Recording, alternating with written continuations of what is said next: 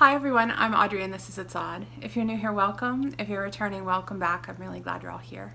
So in today's video, we are going to do a pumpkin spider cake. When I tested these were supposed to be cookies, but the times that I tested them, they always turned out more like fluffy, like little cakes. So I just decided we're gonna call them cakes. So they're pumpkin spice, they're little mini cakes, and then you take carob and you put it in the center and you draw little spider legs.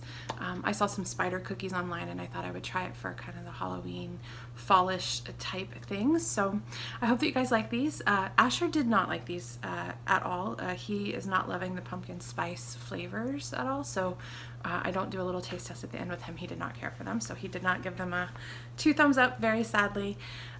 Steve and I both like them, but they definitely are cake. Kind of eat them with a fork instead of eating them with your hands. I hope you like them as much as we do. Without much more chatter, let's get baking.